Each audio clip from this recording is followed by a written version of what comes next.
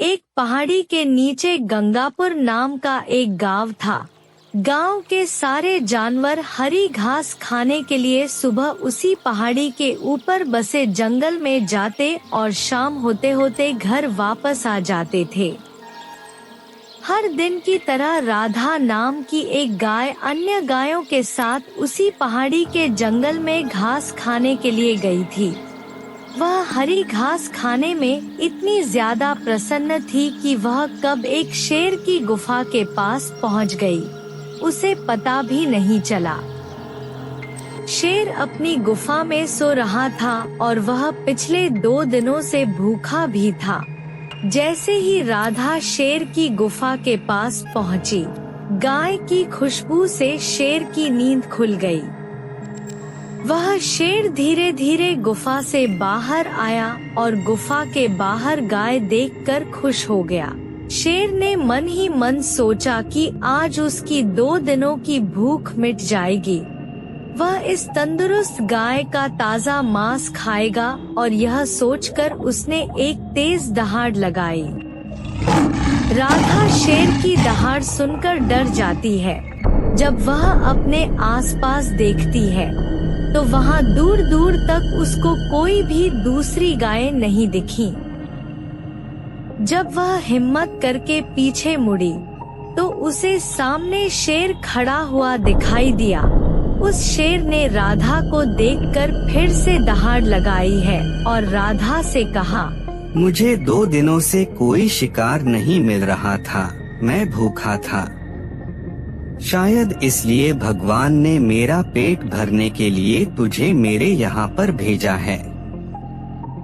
आज मैं तुझे खाकर अपनी भूख मिटा लूँगा। शेर की बात सुनकर राधा डर जाती है। वह रोते हुए शेर से कहती है, मुझे जाने दो, मुझे मत खाओ। मेरा एक छोटा बच्चा है जो अभी सिर्फ मेरा ही दूध पीता है और उसे घास खाना अभी तक नहीं आया है। राधा की बात सुनकर शेर हंसते हुए कहता है, तो क्या मैं अपने हाथ में आए शिकार को ऐसे ही जाने दूं? मैं तो आज तुझे खाकर अपनी 2 दिनों की भूख मिटाऊंगा।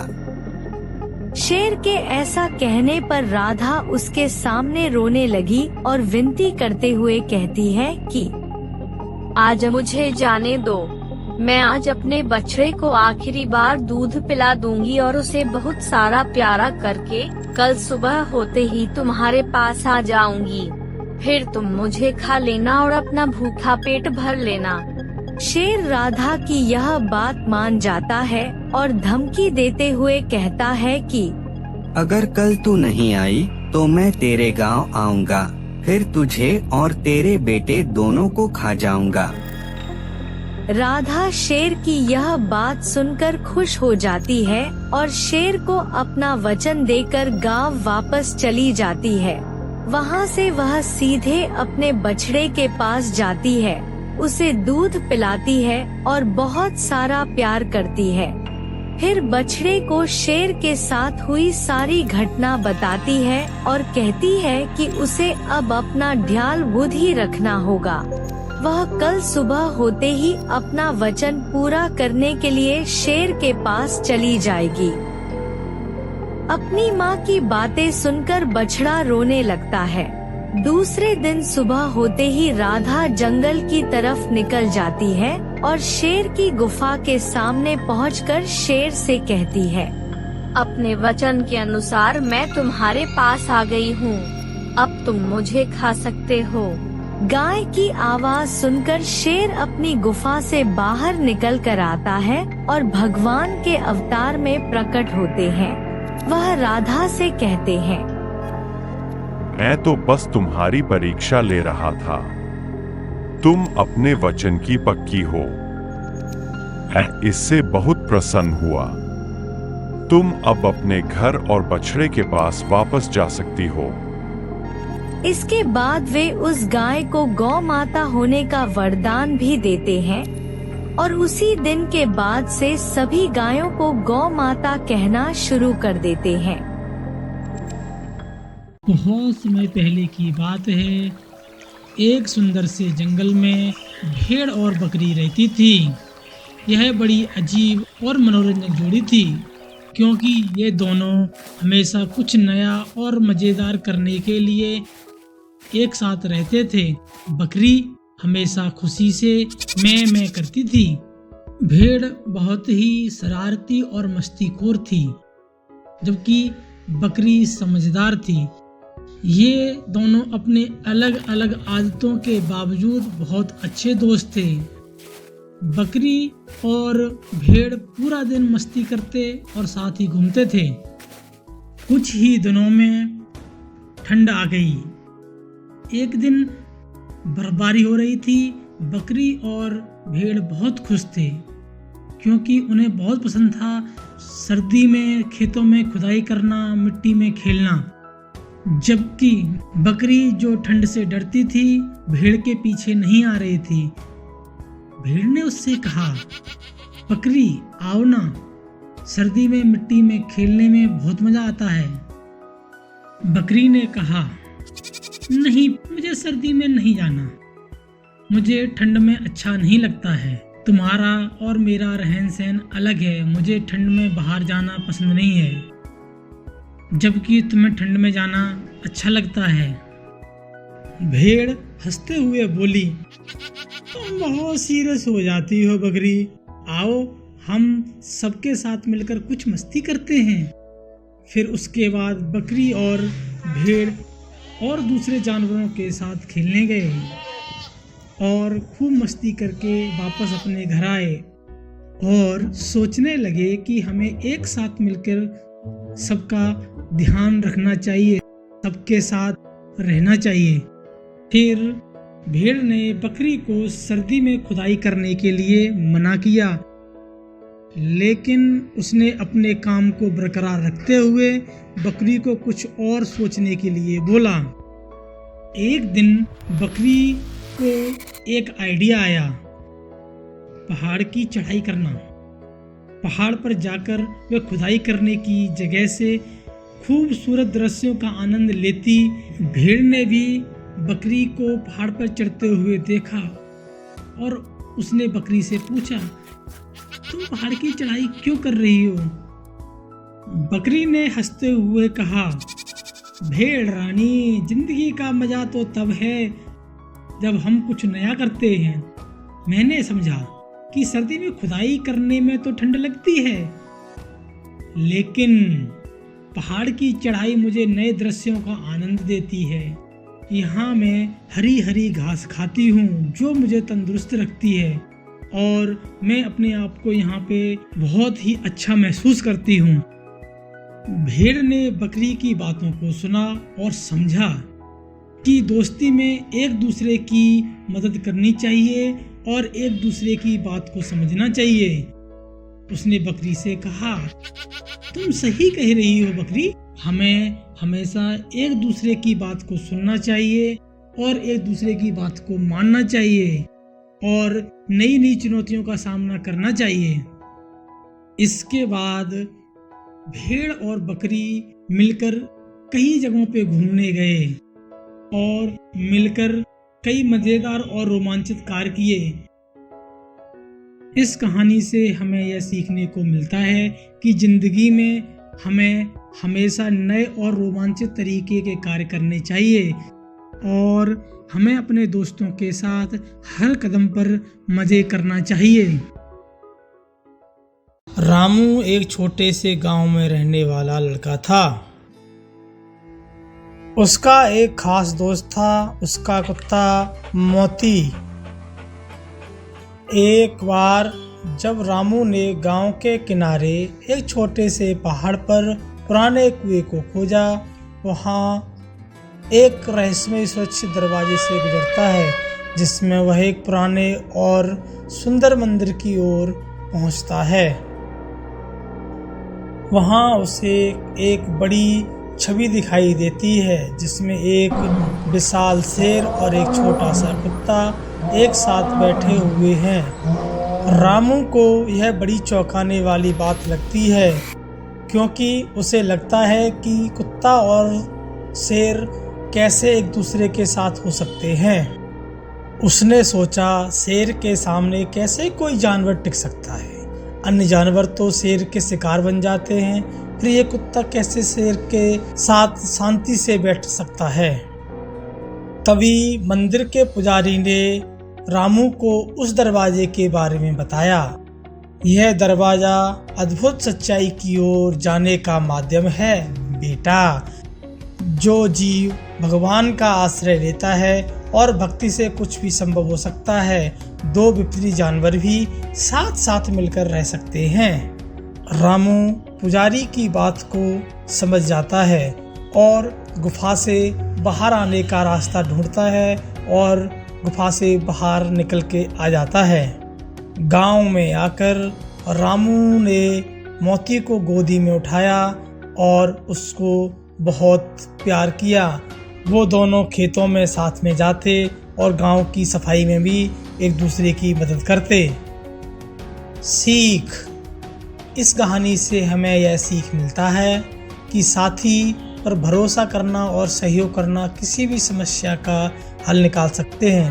दोनों की आपसी समझ और सहयोग ने गांव वालों को एक सजीव सबक सिखाया कि विभिन्नता से भी सब कुछ संभव है और सहयोग हमेशा जीवन को सुंदर बनाए रखता है।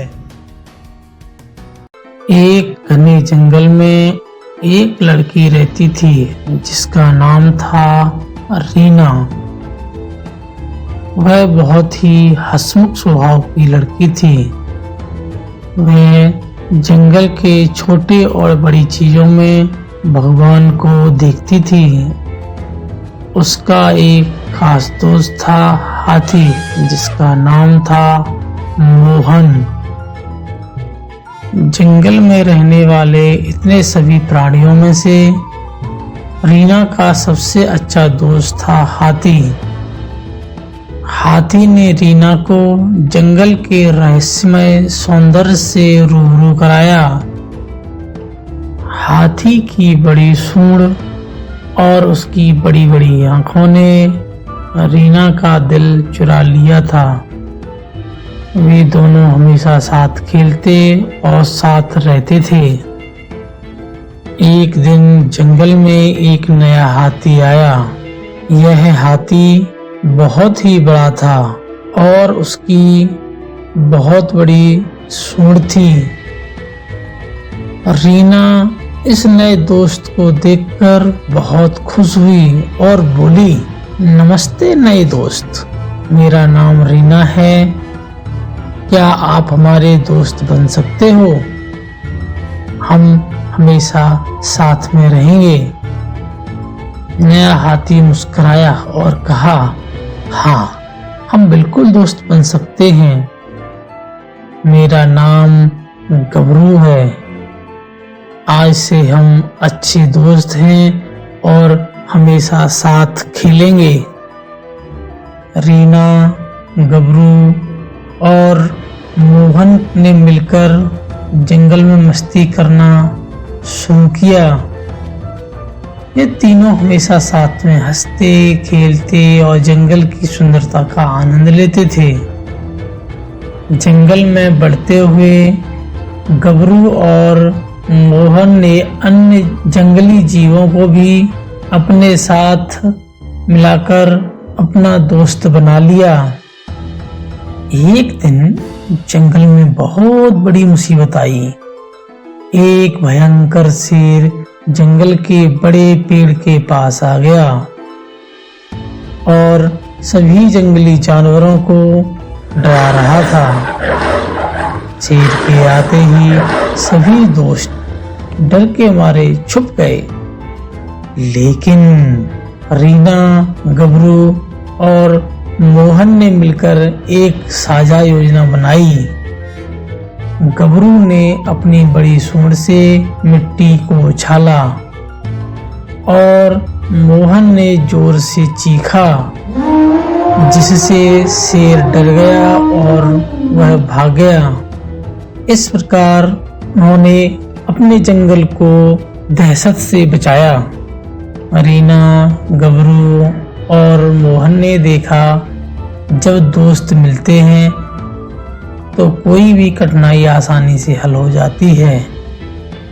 उसकी एकता ने उन्हें मजबूत बना दिया और जंगल के हर एक कोने में खुशियों को फैला दिया। इस कहानी से हमें सीखने को मिलता है कि जब लोग मिलकर काम करते हैं तो किसी भी मुश्किल को पार कर सकते हैं। एक छोटे से गांव में दीपू और सीमा नाम के दो दोस्त रहते थे। वे हमेशा साथ साथ खेलते मिलते रहते थे। लेकिन एक दिन सीमा ने देखा कि दीपू दिन रात कुछ न कुछ बाहर की चीजें खाता रहता था और कभी भी घर का खाना ठीक से नहीं खाता था। वह जंक फूड और मिठाइयों को ही पसंद करता था। सीमा ने दीपू से पूछा, दीपू, तुम इतना कमजोर क्यों हो रहे हो? तुम्हें क्या हुआ है? दीपू ने उदासी से कहा, मेरे पास खाने के लिए सिर्फ चीजें हैं, मुझे घर का खाना पसंद नहीं। मुझे सिर्फ चॉकलेट, चिप्स, नमकीन, बर्गर, चाउमीन, पिज़्ज़ा खाना पसंद है। मुझे यही सब अच्छा लगता है। सीमा ने कहा, दीपू, तुम्हें अपने खान पान पर ध्यान देना चाहिए। तुम्हें सेहतमंद खाना खाना चाहिए। दीपू, हर खाने का आनंद तभी होता है जब हम सही और स्वस्थ भोजन करते हैं। अच्छा और सही आहार हमारे शरीर को ऊर्जा देता है और हमें तंदुरुस्त रखता है। सीमा ने उसे स्वस्थ आहार के महत्व के बारे में बताने की कोशिश की। दीपू ने खुश होकर पूछा, तो सही भोजन में क्या होता है? सीमा ने बताया, सही आहार में अन्न, फल, सब्जियां, दूध, दालें और प्रोटीन समाहित होता है। ये हमें ऊर्जा देते हैं और हमारे शरीर को बीमारियों से बचाते हैं। हमें हरे पत्ती वाली सब्जियां खानी चाहिए, दूध पीना चाहिए और घी खाना चाहिए। फिर अगले दिन उनके स्कूल में एक सेहतमंद संबंधित प्रोग्राम हुआ जिसमें डॉक्टर ने सही आहार के फायदे के बारे में बताया। डॉक्टर ने बच्चों को स्वस्थ खाने के महत्व के बारे में जागरूक किया, जैसे कि सब्जियों, फलों, दालों, अनाजों के सेवन से शरीर में ऊर्जा बढ़ती है और वो स्वस्थ रहते हैं। दीपू और सीमा ने डॉक्टर के बताए गए तरीकों को सुनकर अपने खाने के तरीके बदलने का फैसला किया। वे अब स्वास्थ्यपूर्ण आहार जैसे कि फल, सब्जियां, दूध, अनाज आदि का सेवन करने लगे। कुछ ही दिनों में उन्होंने अपने शरीर में बदलाव महसूस किया। दीपू ने अपने डॉक्टर की बात मानी और अब वह हर तरह के स्वस्थ भोजन का सही संतुलन बनाता था। वह नाश्ते में फल, दोपहर के भोजन में दाल, चावल और सब्जी खाता था और शाम को दूध और सूप पीता था। कुछ समय बाद दीपू ने महसूस किया कि उसका शरीर और मन अब ज़्यादा ताकतवर और तंदुरुस्त महसूस कर रहे हैं। वह अब ज़्यादा खुश और ऊर्जावान था। उनको देखकर दूसरे बच्चे भी स्वस्थ भोजन की आदतों को अपनाने लगे। इनकी यह कहानी बच्चों को सही और स्वस्थ भोजन के महत्व को समझाती है। यह हमें बताती है कि सही आहार हमारे शरीर के लिए कितना महत्वपूर्ण है और हमें कैसे अच्छे स्वास्थ्य का आनंद लेना चाहिए। स्वस्थ आहार से ही हमें शक्ति मिलती है, जिससे हम अपने लक्ष्य को पूरा कर पाते हैं। एक समय की बात है, गांव के एक छोटे से टुकड़े में सब्जियों का राजा आलू रहता था। वह सब्जियों का राजा कहलाता था क्योंकि वहाँ की खेती में वह सबसे प्रिय था। उसके साथ उसके दोस्त गाजर, गोभी, टमाटर और बैगन भी रहते थे, जिनमें सब्जियों की एकता देखने के लिए मिलती थी। एक दिन खेत में बहुत अधिक बारिश होने से सभी सब्जियां खुश थी, लेकिन आलू ने अपने बारे में चिंता करना शुरू कर दिया। वह सोचने लगा, मैं केवल मिट्टी के अंदर ही रहता हूँ और दूसरी सब्जियों की तुलना में मुझे सबसे अधिक महत्व मिलता है। अगर मैं सुरक्षित रहा तो सभी को खुशी होगी और मुझ में मिलने वाली सभी सब्जियों को उत्साह मिलेगा। गाजर, टमाटर और बैगन ने उसकी चिंता को देखा और उसे समझाया, हर एक सब्जी की अपनी अपनी खासियत होती है। तुम हमारे लिए बहुत खास हो, हम सभी तुम्हें महत्व देते हैं। फिर थोड़ी देर में बड़ा जोरदार तूफान आया। तूफान ने खेत को बहुत हानि पहुंचाई और सभी सब्जियां खेत में बिखर गईं। इसे देखकर सभी सब्जियां निराश हो गईं, लेकिन आलू ने उन्हें साहस दिया और कहा, हम सब मिलकर इस बारिश को पार कर सकते हैं। हम सब एक साथ काम करेंगे। आलू ने सभी सब्जियों को मिलकर इकट्ठा होने का सुझाव दिया। सबने मिलकर उसका साथ दिया और इकट्ठे हो गए। कुछ देर बाद बारिश बंद हो गई और सभी सब्जियां सुरक्षित रहीं। फिर सभी सब्जियों ने अपना अपना महत्व समझा और सभी सब्जियों की एकता की ताकत को जाना। सब्जियों की एकता और आलू की इस कहानी से हमें यह सीखने को मिलता है कि हर एक का महत्व होता है और एक साथ मिलकर हर कठिनाई को पार किया जा सकता है। जब सभी सहायता और समर्थन करते हैं तो हर कठिनाई को पार किया जा सकता है। उन्होंने समझा कि सहयोग और सामूहिकता से ही सभी को सफलता मिलती है। यह कहानी एक सविता नाम की लड़की, उसकी दादी और माता पिता के साथ उसकी एक प्रेरणादायक कहानी है। सविता एक साधारण लड़की थी, जिसकी दादी और माता पिता ने उसे बड़े जिम्मेदारी के साथ पला बड़ा किया था।